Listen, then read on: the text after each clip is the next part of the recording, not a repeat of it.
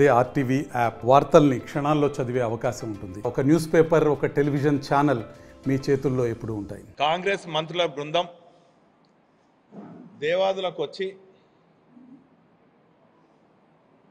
వాటిపైన మరొక్కసారి అధ్యయనం చేయకుండా వాస్తవాలను వక్రీకరించుకుంటూ చిల్లర మాటలు, చిల్లర చేష్టలు చేసి తిరిగి ముఖం మళ్ళీ హైదరాబాద్ పోవడం జరిగింది.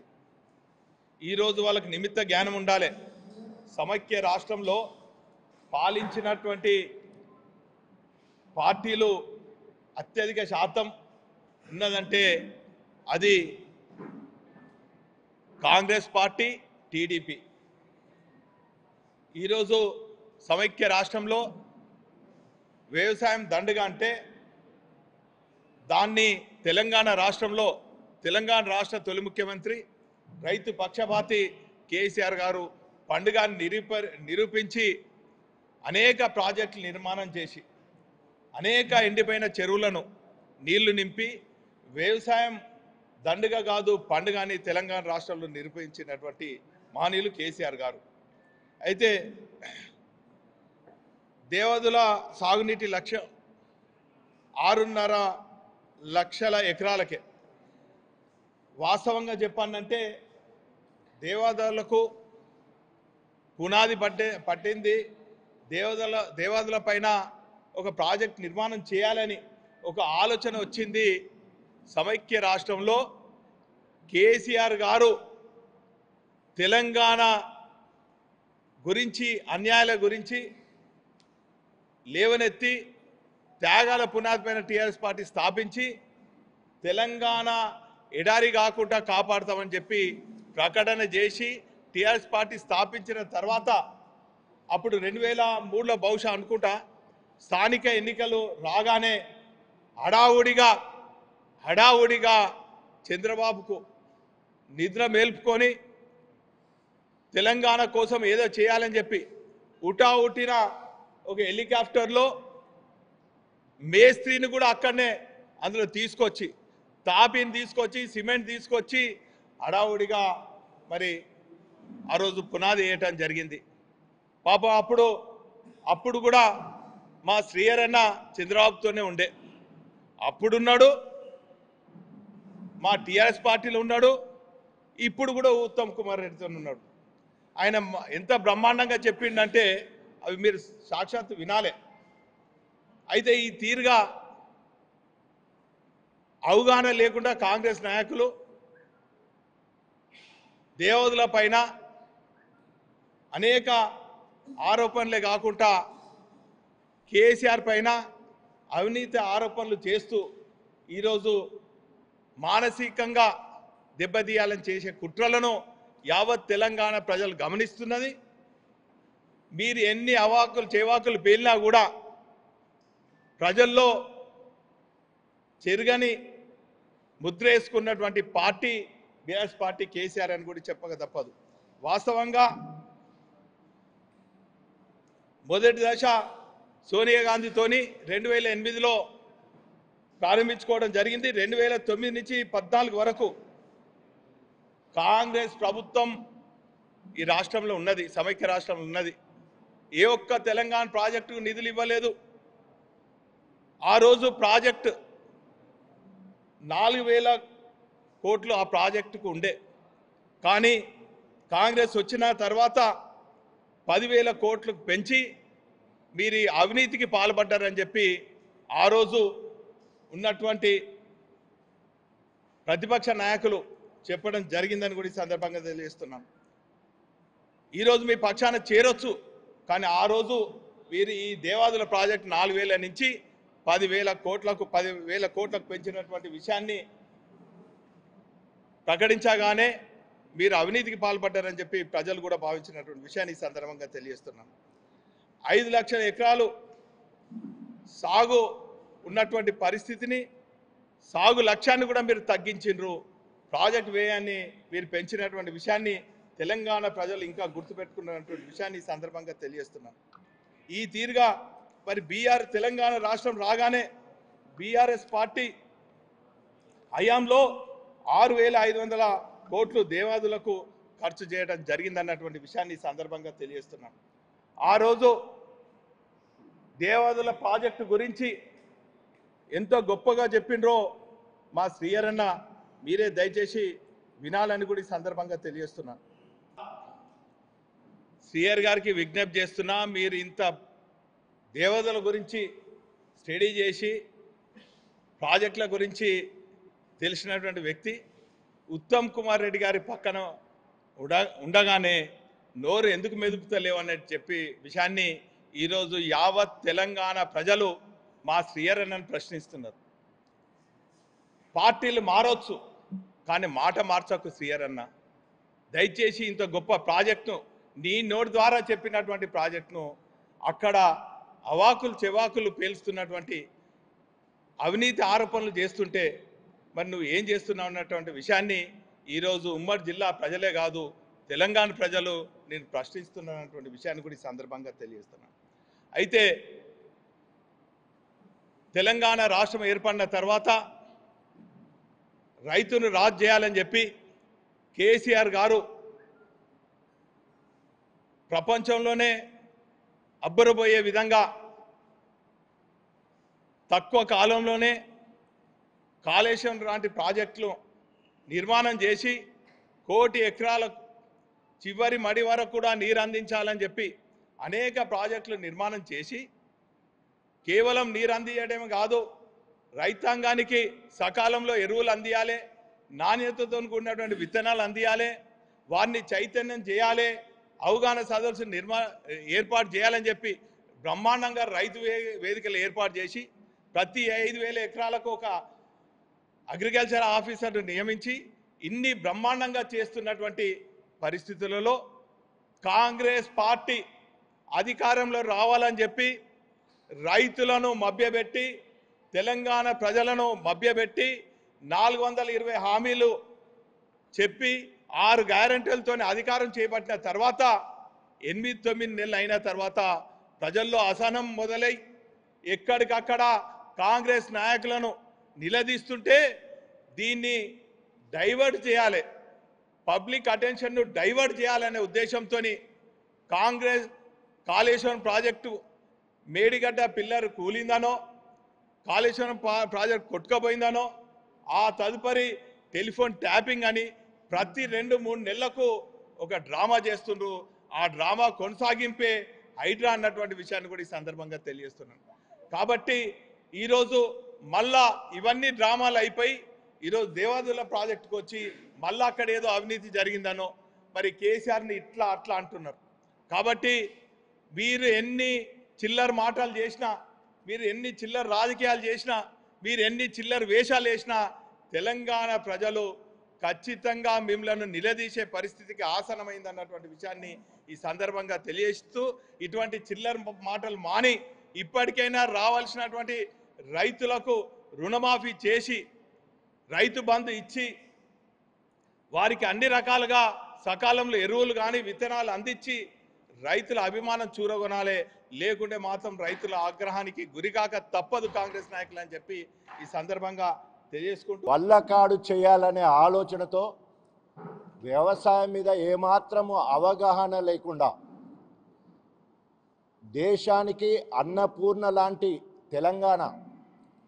తెలంగాణలో 3 కోట్ల మెట్రిక్ టన్నుల ధాన్యాన్ని పండించే స్థాయికి పంజాబ్ హర్యానాను మించి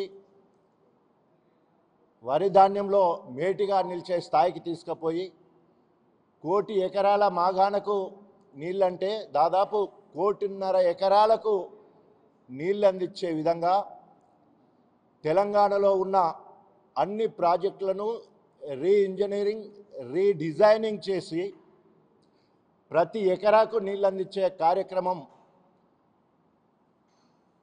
ఉద్యమ నేత తెలంగాణ తొలి ముఖ్యమంత్రి కేసీఆర్ గారు భారతదేశానికి ఆదర్శం అవ్వడం జరిగింది. వ్యవసాయ రంగంలో ఐక్యరాజ్య సమితి మెచ్చుకునే స్థాయిలో రైతు బంధు, రైతు బీమా, 24 గంటల ఉచిత కరెంటు, ప్రాజెక్టుల నిర్మాణము, చెరువుల పునరుద్ధరణ, కాల్వల పునరుద్ధరణ, ప్రతి ఎకరాకు నీళ్ళిచ్చే ఒక కార్యాచరణ గొప్పగా ఇతర రాష్ట్రాలకు ఆదర్శంగా ముందుకు పోతూ ఉంటే సిగ్గు శరం లేకుండా ఈరోజు కాంగ్రెస్ మంత్రులు ఎలాంటి అవగాహన లేకుండా బీఆర్ఎస్ ప్రభుత్వం వైఫల్యం చెందింది, విఫల ప్రయత్నమే కాళేశ్వరం అని చూపించే దాంట్లో, దేవాదులను చూపించే దాంట్లో మరి మాట్లాడడం సిగ్గుచేటు.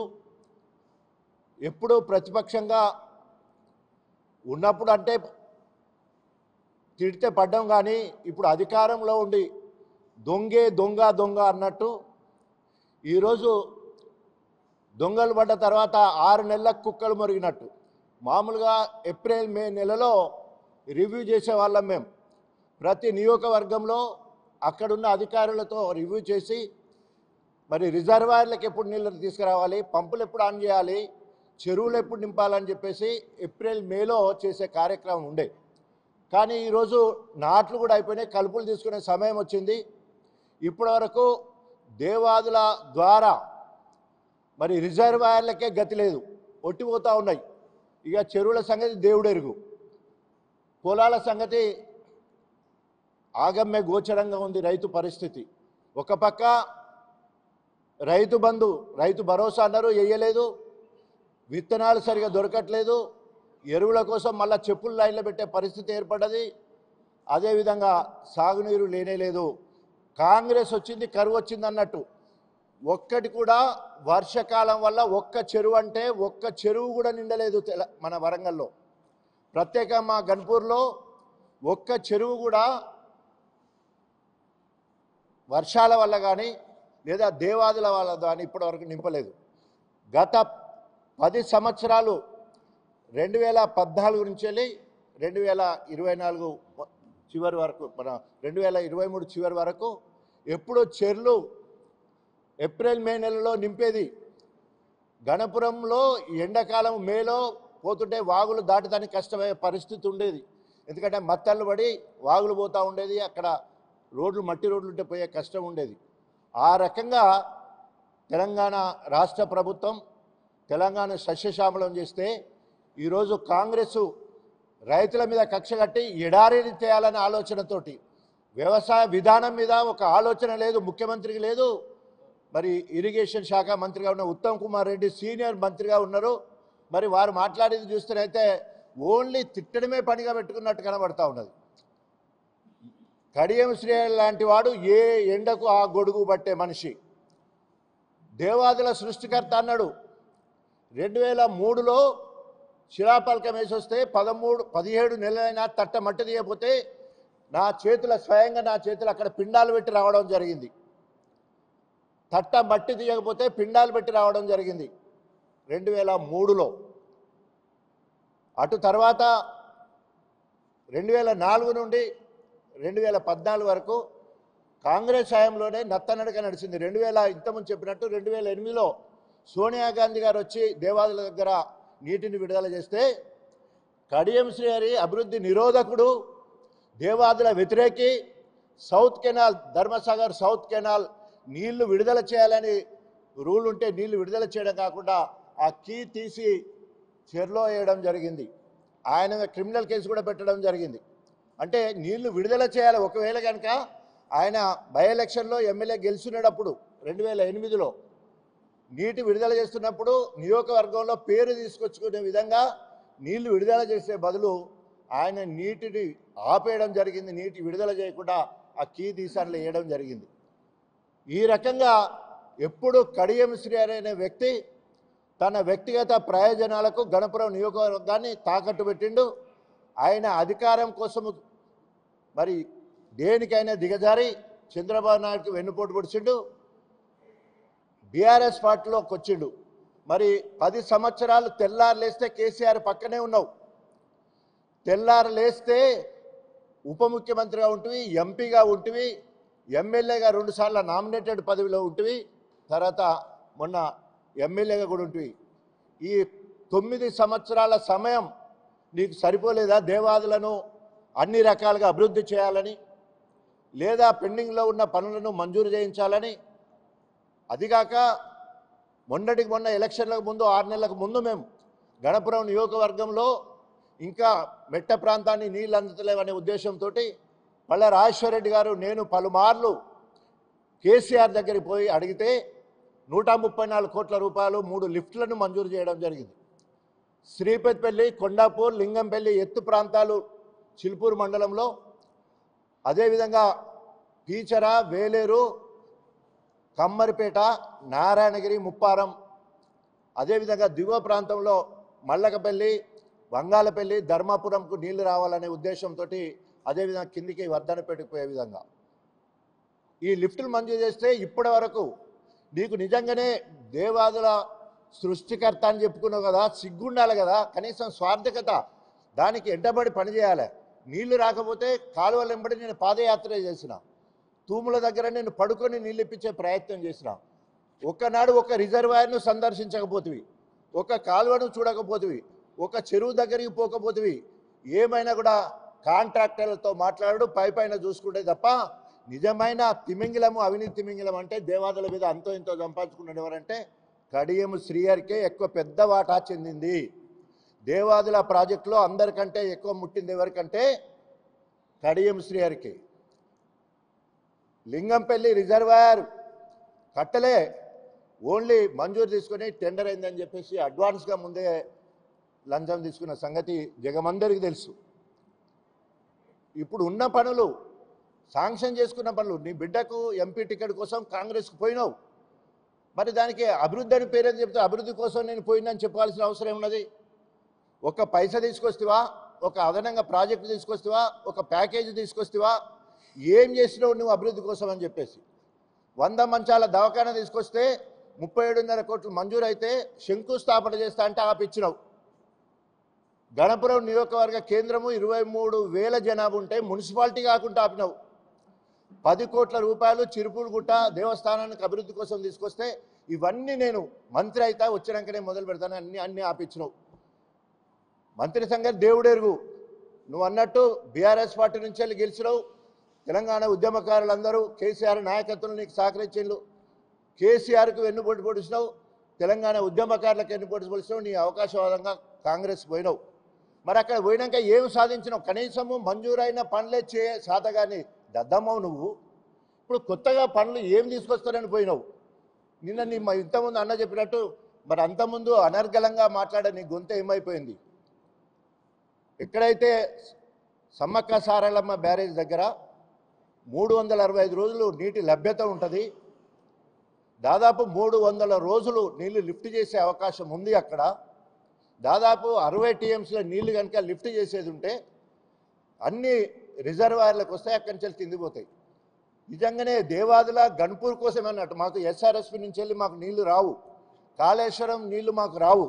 ఓన్లీ దేవాదుల ద్వారానే ధర్మసాగర్కి వస్తే ధర్మసాగర్ నుంచి వెళ్ళి ఉస్నాబాద్ కరీంనగర్ ముఖాన్ని అటు సైడు ఒక కాలువ నార్త్ కెనాల్ అటు సైడ్ పోద్ది, సౌత్ కెనాల్ ద్వారా మాదారు ద్వారానే వర్ధన్నపేట తర్వాత పరకాలకి వెళ్తాయి.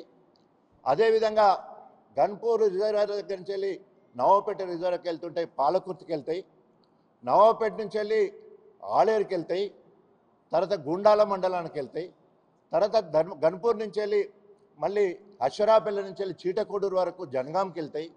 అదేవిధంగా ధర్మసాగర్ నుంచి వెళ్ళి గండిరామారం, అదేవిధంగా అటు మనకు బొమ్మకూరు తపాసుపల్లి వరకు అటు వెళ్తాయి. మొత్తం కూడా గన్పూర్ సెంటర్గా నేను నీరటోని లెక్క ప్రతిసారి నేను నీళ్ళు ఇప్పించి అన్ని నియోజకవర్గాలకు పంపించేవాడిని. అది నా పూర్వజన్మ సుకృతం.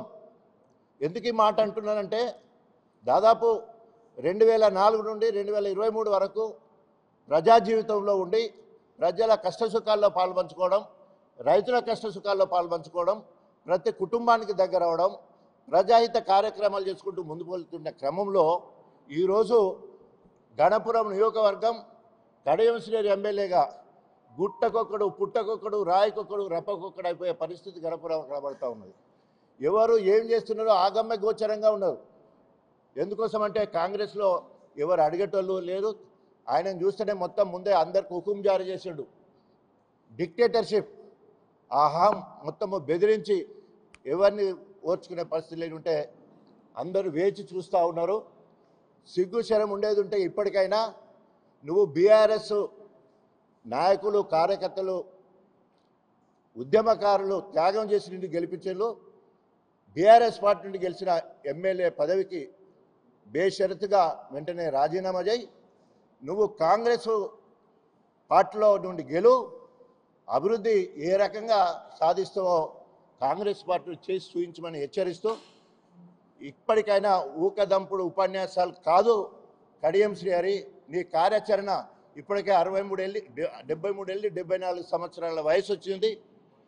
పోయే కాలంలో ప్రజలు గుర్తుంచుకునే ఒక మంచి కార్యక్రమం చేసుకోవాలని హెచ్చరిస్తూ, గణపురం నియోజకవర్గం 45 సంవత్సరాల నుండి ఎస్సీ నియోజకవర్గం, ఒక్క ఎస్సీలకు సంబంధించిన ఒక్క కార్యక్రమం కూడా చేపట్టలేదు.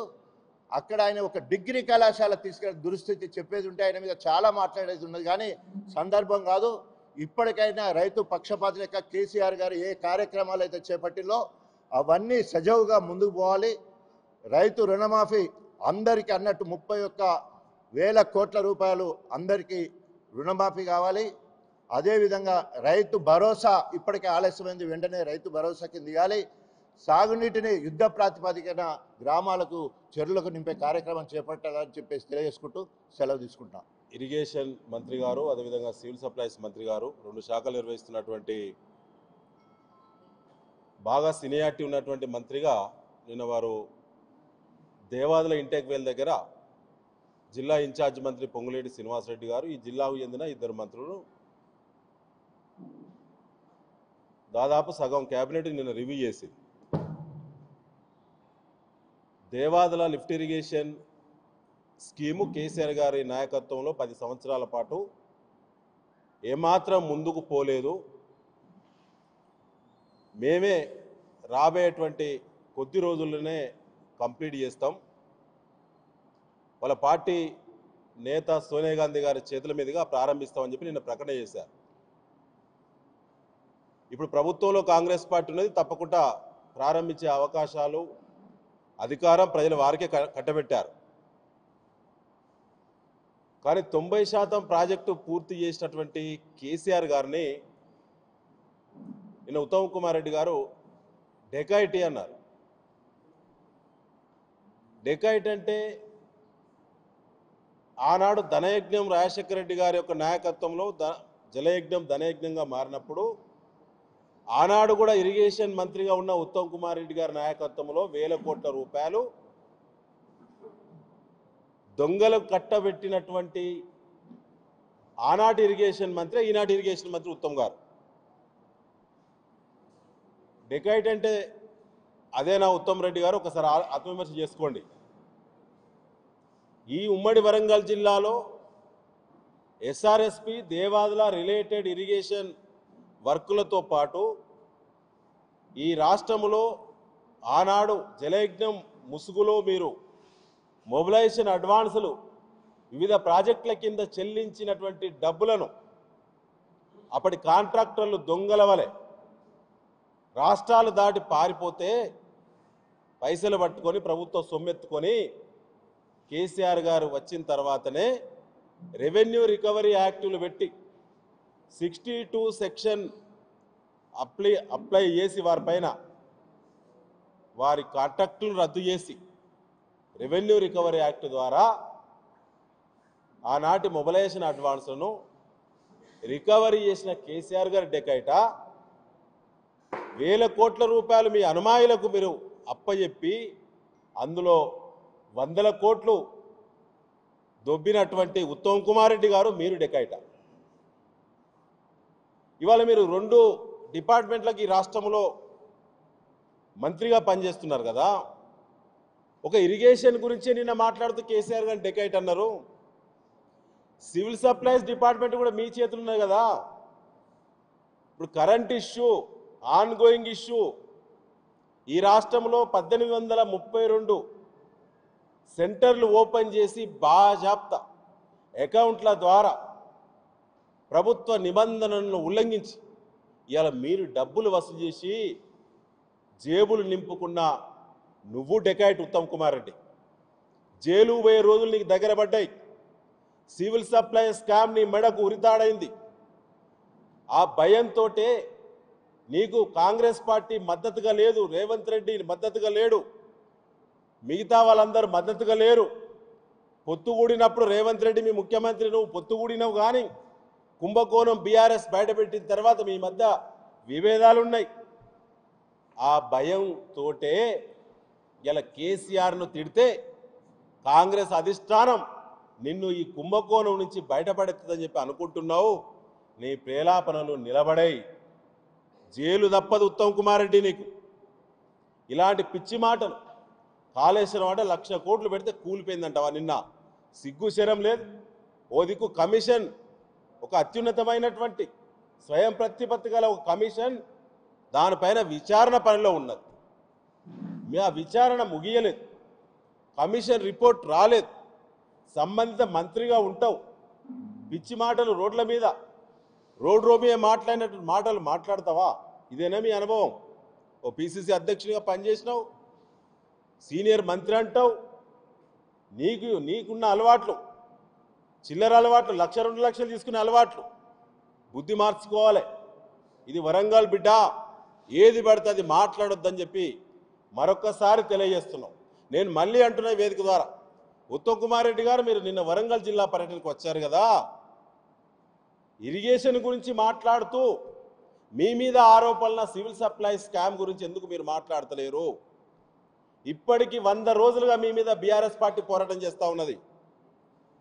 మీకు స్వయంగా మీకు ఫిర్యాదు పంపించిన నేనే, నా పేరు మీద ఫార్మర్ సివిల్ సప్లైస్ కార్పొరేషన్ చైర్మన్గా ఆధారాలతో కూడిన కుంభకోణం వివరాలు, మీ డిపార్ట్మెంట్లో ఎట్లా వసూలు అవుతున్నాయో, మీరు ఫైల్ ఎట్లా అప్రూవల్ చేసిందో, అది ఎట్లా ఇల్లీగలో, దాని ద్వారా రాష్ట్ర ప్రభుత్వము 1,100 కోట్ల రూపాయలు ఎట్లా నష్టపోతున్నదో, ఆ డబ్బులు ప్రైవేటుగా మీరు ఏ అకౌంట్లలో డబ్బులు మీరు టెండర్లు పిలిచినా, టెండర్లు వేసిన మీ బిడ్డర్లు, మీ ఏజెంట్లు, మీ అనుమాయులే బిడ్డర్లు, ఇలా 1,100 కోట్ల రూపాయలు మీరు ఏ విధంగా మీరు వసూలు చేస్తున్నారో, ఏ ఖాతాలో, ఏ బ్యాంకు ఖాతాల్లో డబ్బులు జమ అవుతున్నాయో, టెండర్ అగ్రిమెంట్లో ఉన్నటువంటి టర్మ్స్ కండిషన్స్ ఎట్లా వయలేషన్ జరుగుతుందో, వివరాలన్నీ కూడా మీకు ఆధారాలతో సహా మేము చూపెట్టినాము.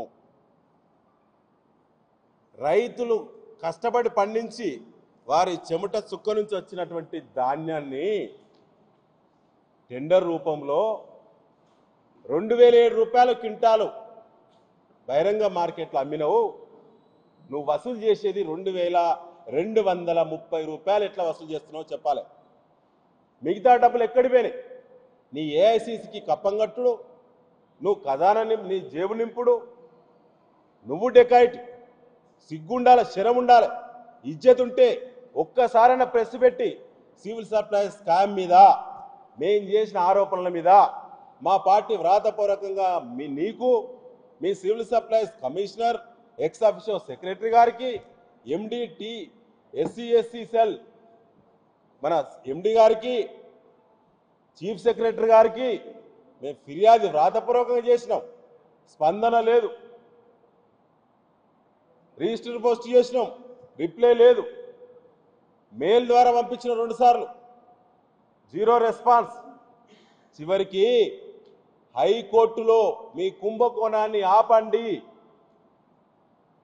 అని చెప్పి హైకోర్టులో PIL పిల్లేసిన నేనే. వస్తుంది వారం రోజుల్లో, తప్పక ధర్మం న్యాయం గెలుస్తుంది. నీ కుంభకోణం నీకు ఉరితాడవుతుంది. ఆత్మవిమర్శ చేసుకో అని చెప్పి సందర్భంగా హెచ్చరించి, పిచ్చి పిచ్చి మాటలు, చెత్త మాటలు.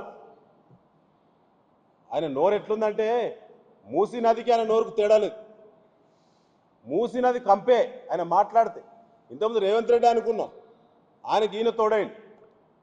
ఒక్కటి మాట్లాడితే 100 మాట్లాడతామనే విషయాన్ని ఉత్తమ్ కుమార్ రెడ్డి గారు గ్రహించాలే. ఆయన వందిమాగాదులు నిన్న ఈ జిల్లాలో నేను అడుగుతున్నానండి. నేను ఈ జిల్లా కూడా గతంలో 12 సంవత్సరాలు నేను టీఆర్ఎస్ పార్టీకి నాయకత్వం వహించిన అనుభవంతో చెప్తా ఉన్నాను. ఒకప్పుడు నీళ్ల పరిస్థితి ఎట్లా ఉంది, ఇలా కేసీఆర్ గారు గత ప్రాజెక్టులు చేతికి వచ్చిన తర్వాత 1,270 చెరువులు June ending July first week second week వరకే అటు కాళేశ్వరం నీళ్లు కానీ ఎస్ఆర్ఎస్పి ద్వారా దేవాదులు కానీ అడ్వాన్స్ ప్రణాళికలు చేసుకొని నింపినాం. ఇవాళ పెద్దలు అన్నారు, ఇలా గణపురంలో, జనగామలో, పాలకుర్తిలో, ఇటు వర్ధన్నపేటలో, అసలు ఈ ప్రాంతంలో, మా ప్రాంతంలో కానీ ఎక్కడ కూడా ఒక్క చెరువు మత్తడి పడలేదు. వర్షాలు తక్కువ ఉన్నాయి. ఇలా దేవాలయాలు వేయలు కదా. ఈ జిల్లాకు చెందిన మంత్రులు కానీ శాసనసభ్యులు కానీ ఒక్కరికైనా తెలివి ఉన్నదా? ఎన్ని పంపులు ఉన్నాయి అక్కడ? గతంలో ఎన్ని పంపులు నడిచినాయి? ఈ డేట్ వరకు ఎన్ని టీఎంసీల నీళ్ళు ఎత్తిపోసినాం? గతంలో ఇప్పటి వరకే 16.5 టీఎంసీల నీళ్లు ఈ టైం వరకే ఎత్తేది. గతంలో అన్ని చెరువులు నింపేది, అన్ని రిజర్వాయర్ నింపి పెట్టేది కేసీఆర్ గారు. వానకాలం, ఎండాకాలం 2 పంటలు నింపేది. ఇలా అసలు మీకు ప్లాన్ ఉందా? ఈ జిల్లాలో సాగునీటి మరి వసతి మీద ఒక్కనాడన జిల్లా రివ్యూ జరిగిందా? మీకు టైబందీ రివ్యూ చేసే సంస్కారం ఉన్నదా? అసలు అవగాహన ఉందా ఎమ్మెల్యేలకు? ఏం చేసిండ్రు ఇప్పటి వరకు? ఇలా 10 మోటార్లు ఉంటే ఈ నిమిషం వరకు దేవాదుల మీద ఫేజ్ 1, ఫేజ్ 2, ఫేజ్ 3 4 మోటార్లే, 4 పంపులు మాత్రమే నడుపుతారు. మిగతా 6 పంపులు నడపడానికి మీ చీఫ్ ఇంజనీర్లు, ఈఎన్సీలు ప్రభుత్వానికి పర్మిషన్ కోసం రాస్తే ఇప్పటి వరకు పర్మిషన్ ఇయ్యని దద్దమ్మ ఉత్తమ్ కుమార్ రెడ్డి డెకాయిట్. ప్రజాపాలన కంటే ప్రజలను మభ్యపెట్టి దారి మళ్లించి తప్పుడు ఆలోచనలతోటి పరిపాలన కొనసాగిస్తున్నటువంటి కాంగ్రెస్ ప్రభుత్వంలో ఉన్నటువంటి డెకెట్లకు అంబాసిడర్ ఉత్తమ్ కుమార్ రెడ్డికి మేము సూటిగా అడుగుతున్నాం. డెకెట్లకు అంబాసిడర్ ఎందుకంటే దేశ రక్షణలో కెప్టెన్గా పనిచేస్తా అని వెళ్ళి, ఆర్మీలో పనిచేస్తా అని వెళ్ళి డెకెట్ పనిచేస్తే తరిమి కొడితే నీకు రక్షణ కల్పించడానికి డెకెట్ల స్థావరం ఎక్కడ ఉంది అంటే అది కాంగ్రెస్ పార్టీలోనే ఉందని కాంగ్రెస్ పార్టీలో చేరిన వ్యక్తి ఉత్తమ్ కుమార్ రెడ్డి. ఇప్పుడే మా సుదర్శన్ అన్న చెప్తున్నాడు, సివిల్ సప్లైలో నీకు ఉరితాడు తప్పదు అని చెప్పి. మరి దాని సమాధానం ఏంది? మరి 2004 నుంచి 2014 వరకు కాంగ్రెస్ ప్రభుత్వం ఉంది. మరి కాంగ్రెస్ ప్రభుత్వం ఉన్నప్పుడు 2004లో చంద్రబాబు నాయుడు అప్పుడు హెలికాప్టర్లో వచ్చి ఫౌండేషన్ వేయడం జరిగింది. అది అప్పుడు ఉన్నటువంటి కడియం శ్రీహరి గారు పక్కకుండి చేయించినటువంటి వ్యవహారం. మరి ఈ విధంగా చూస్తే అటు తెలుగుదేశం చంద్రబాబు నాయుడు, ఇటు కాంగ్రెస్ ప్రభుత్వం వైఎస్ రాజశేఖర రెడ్డి గారు, అదేవిధంగా ఆనాడు ఉన్నటువంటి మంత్రులు అందరూ కలిసి దేవాదులకు న్యాయం చేయకపోవడం. మరి కేసీఆర్ గారు ఉద్యమ సమయంలోనే చెప్పారు, తెలంగాణ వచ్చిన తర్వాత మనం దేవాదుల చేసుకుంటామని చెప్పి. ఆ మాట మీదే తెలంగాణ ప్రజల కోసం 90% పూర్తి చేసినటువంటి కేసీఆర్ గారి మీద ఈరోజు తప్పుడు మాటలు మాట్లాడడం ఇది సరైంది కాదు. ఈరోజు సమ్మక్క సారలమ్మ బ్యారేజ్ ఏదైతే ఉందో బ్రహ్మాండంగా ఉందని ఎవరితోటే పొగిడినావు. మరి బ్రహ్మాండంగా ఉందని నువ్వంటున్నావు, నీరు వస్తలేదని ధనసరి అనసూర్య గారు అంటున్నారు.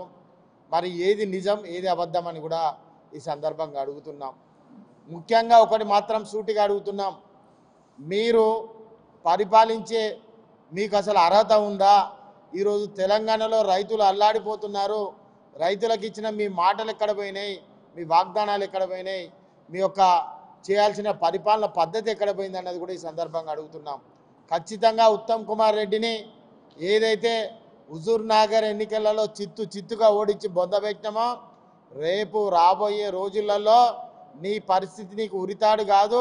నువ్వు చేసిన తప్పులన్నీ, నువ్వు ఆర్మీలో వంటలు వండుకుంటావు, నేను ఆర్మీలో సైనికుని చెప్పినోనివి నువ్వు. మరి వంటలు వండుకుంటాడు ఈరోజు సైనికుడు అని చెప్పుకొని ఈ విధంగా వ్యవహారం చేస్తే దేశ ప్రజలు నమ్మిళ్ళు, రాష్ట్ర ప్రజలు నమ్మిళ్ళు. కాబట్టి నీలాంటి వంటలు వండుకుంటానికి, నీలాంటి డెకెట్లకు అంబాసిడర్కు కేసీఆర్ నన్ను అర్హత లేదని కూడా ఈ సందర్భంగా చెప్పడం జరుగుతుంది. మరిన్ని వీడియోస్ కోసం ఛానల్ ని సబ్స్క్రైబ్ చేయండి, లేటెస్ట్ అప్డేట్స్ కోసం వాట్సాప్ ఛానల్ ని ఫాలో చేయండి అండ్ లింక్ డిస్క్రిప్షన్ లో ఉంది.